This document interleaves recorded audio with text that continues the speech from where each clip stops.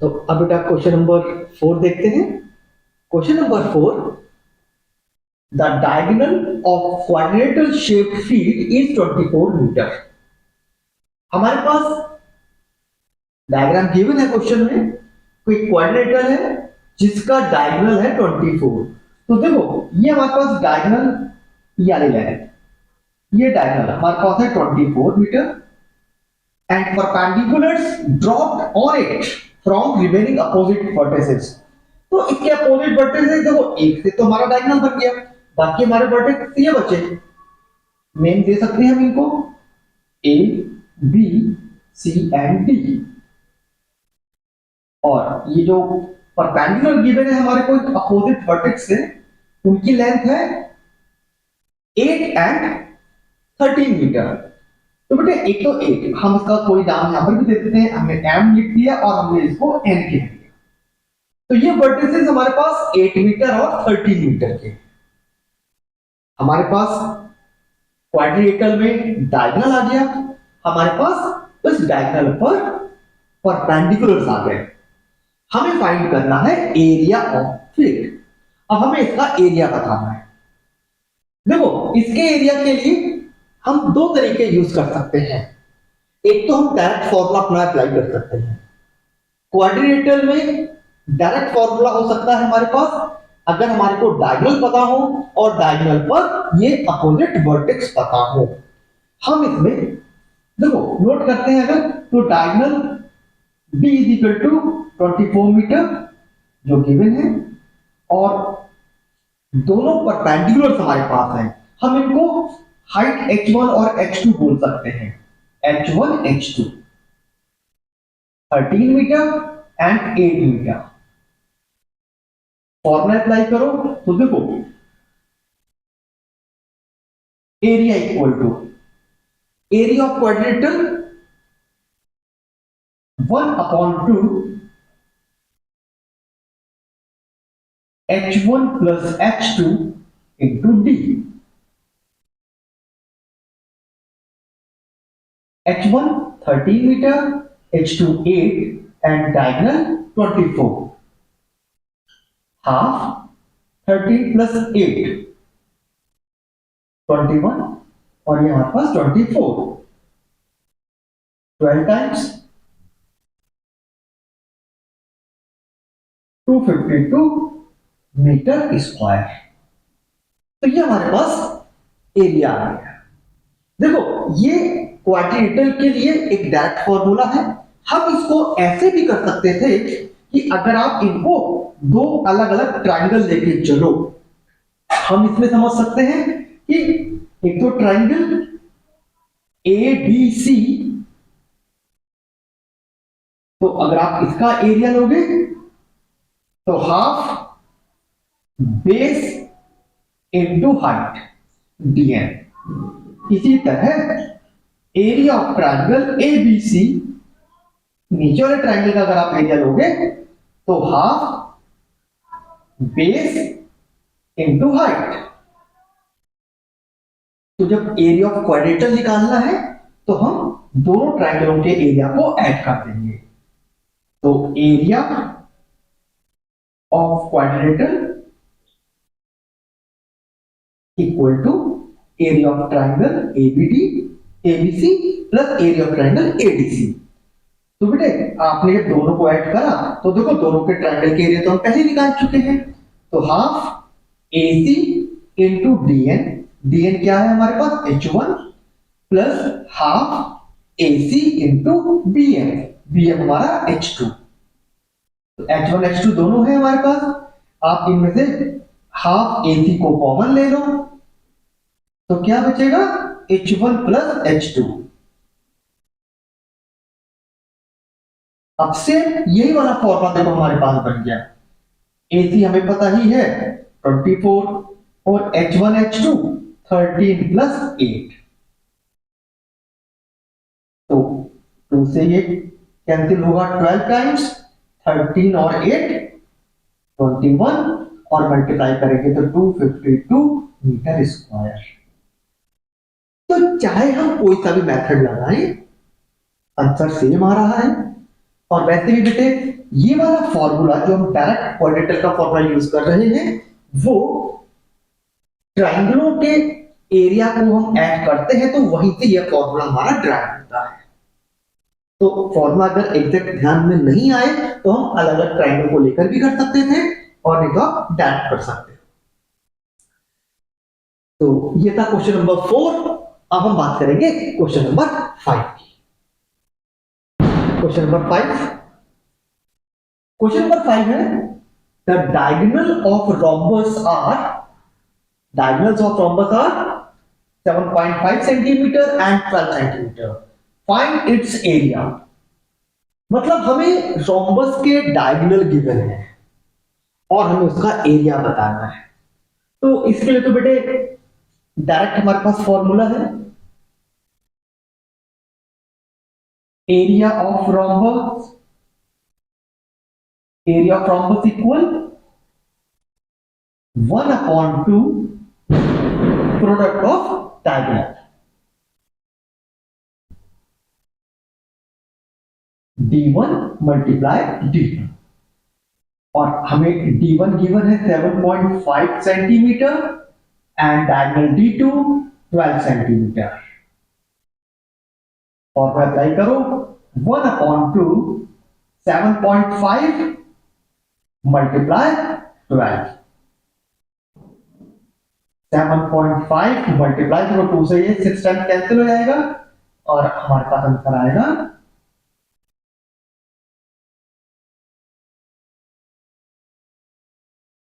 45। तो हमारा आंसर आया 45 सेंटीमीटर स्क्वायर। यूनिट जरूर लिखनी होती है। समझ में आ गया बेटे फॉर्मूला? तो क्लियर है बात? अब हम देखेंगे नेक्स्ट क्वेश्चन। तो अब हम देखते हैं क्वेश्चन नंबर 6। क्वेश्चन नंबर 6 है find the area of rhombus whose side is 5 centimeter and whose altitude is 4.8 centimeter। Means हमारे को रोम्बस का एरिया बताना है जिसकी साइड पता है और जिसका एल्टीट्यूड पता है। सबसे पहले हम एक डायग्राम ड्रॉ कर लेते हैं रोम्बस के लिए।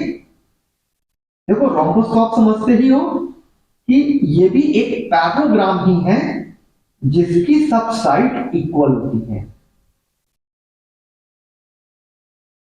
तो ये हमारा rhombus A B C D, हमें इसकी साइड पता है। अब रोम्बस की तो सब साइड इक्वल होती है, 5 सेंटीमीटर 5 सेंटीमीटर 5 सेंटीमीटर 5 सेंटीमीटर। एक हमें इसका एल्टीट्यूड पता है, तो हमने यहां से इसके अपोजिट वर्टेक्स से इसके ऊपर हमने एक परपेंडिकुलर ड्रॉ किया, तो ये हमारा एल्टीट्यूड है। ठीक, एल्टीट्यूड इसका 4.8।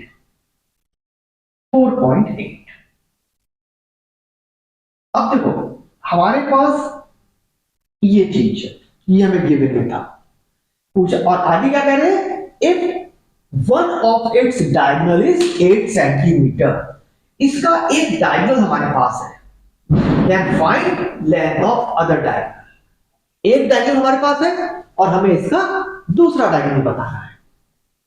तो अब डायगोनल कैसे पता चलेगा?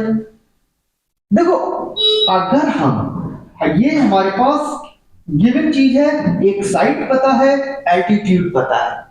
अभी मैंने बताया था कि rhombus is just like a parallelogram whose each sides are equal। देखो अभी मैंने बताया था कि rhombus just like a parallelogram, ठीक, ऐसा पैरेललोग्राम जिसकी सब साइड इक्वल होती है। तो अगर मैं इसका एरिया फाइंड करूं तो एरिया ऑफ रोम्बस, यहां पर आप पैरेललोग्राम वाला तरीका अप्लाई कर सकते हो, और पैरेललोग्राम का एरिया होता है base into altitude. Base into altitude, base 5 centimetre and altitude 4.8 centimetre. 24 centimetre square. ठीक है, तो ये तो आ गया रोम्बस का एरिया, हमने पैरेललोग्राम वाले मेथड से फाइंड किया। रोम्बस के एरिया को हम एक और तरीके से भी फाइंड कर सकते हैं, और वो तरीका था हमारा 1/2 product of diagonal. 1/2 product of diagonal. Diagonal हमारे पास है D1 8 सेंटीमीटर, एक डायगोनल पता है, एंड D2 ये हमें फाइंड करना है। तो 1/2 D1, D1 है 8 और D2 हमें फाइंड करना है, तो ये आएगा आपके पास 4D2। अब देखो रोम्बस तो एक ही है, तो एरिया, चूंकि हमने दो तरीकों से एरिया फाइंड किया है, तो एरिया तो सेम ही रहेगा ना। तो हम फर्स्ट केस से जो हमने एरिया फाइंड किया है वो हम यहां पे अप्लाई कर देते हैं, क्योंकि रोम्बस तो एक ही है हमारा। तो 4D2 equal 24, D2 equal to 24/4 यानी कि 6, तो 6 सेंटीमीटर। तो ये हमारा दूसरा डायगोनल आ गया, बात समझ में आई?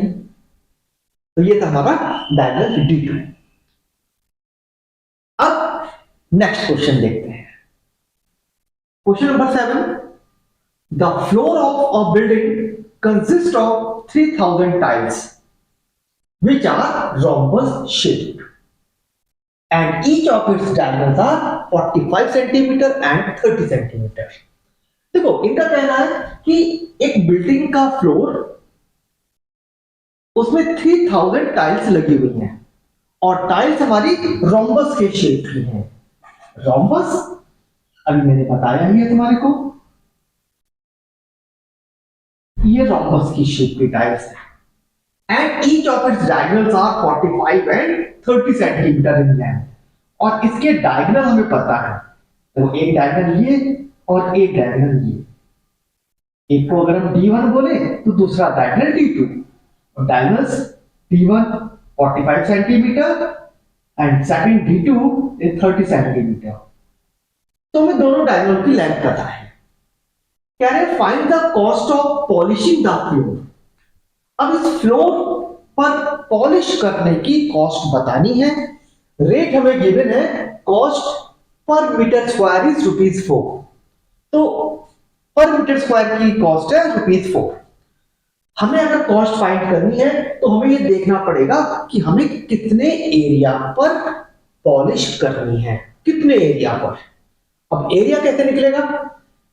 हमें पता है कि हमारे फ्लोर पर इस तरह की 3000 टाइल्स लगी हुई हैं। अब समझो कि ये पूरा ये फ्लोर है और यहां पर ऐसे ऐसी पूरे में टाइल्स लगी हुई हैं, 3000 टाइल्स। तो बेटे एक टाइल का एरिया अगर हम फाइंड करें तो हम 3000 टाइल्स का एरिया निकाल सकते हैं। तो जो 3000 टाइल्स का एरिया होगा वो इस फ्लोर का एरिया होगा।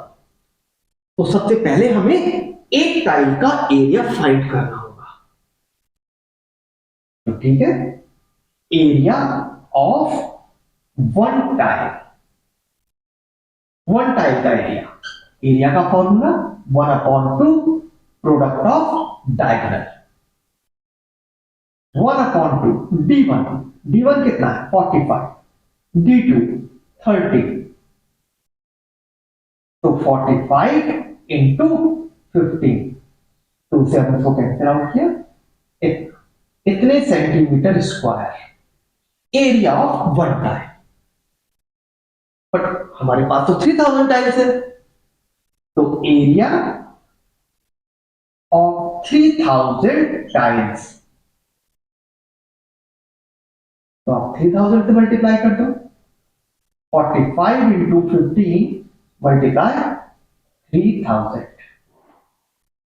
इतने सेंटीमीटर स्क्वायर। तो ये एरिया आया हमारे पास 3000 टाइल्स का। सॉल्व करना चाहो तो भी आप सॉल्व कर सकते हो इनको।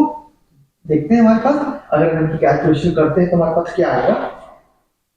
तो 45 मल्टीप्लाई 45,000 और ये आ जाएगा आपका इतने सेंटीमीटर स्क्वायर।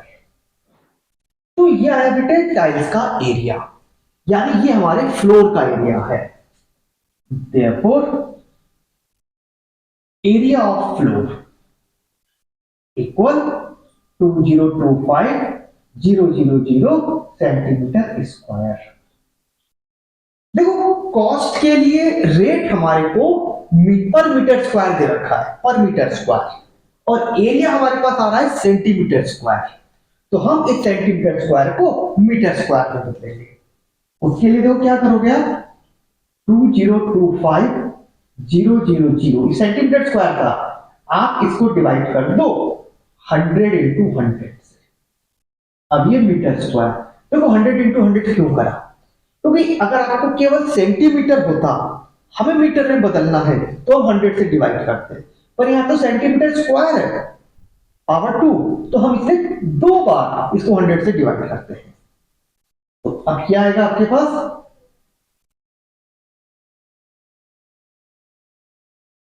कितना आ जाएगा, देखो 2 जीरो से 2 जीरो कैंसिल, लेकिन उसे जीरो, और यहां हमारे पास 202.5 मीटर स्क्वायर।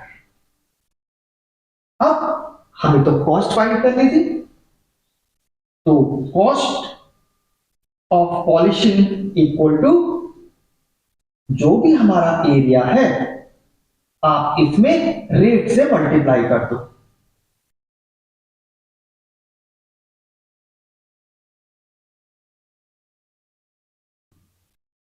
तो यह आएगा आपके पास ₹810। तो ये था कॉस्ट फाइंड करने के लिए, इजी है, समझ में आना चाहिए। समझ में आया? अब हम देखेंगे नेक्स्ट वीडियो में अगले क्वेश्चन को। अगर समझ में आ रहा है तो आप हमारे चैनल को सब्सक्राइब कीजिए, जिससे कि आपको इस तरह की वीडियो रेगुलर मिलती रहे। मिलते हैं नेक्स्ट वीडियो में।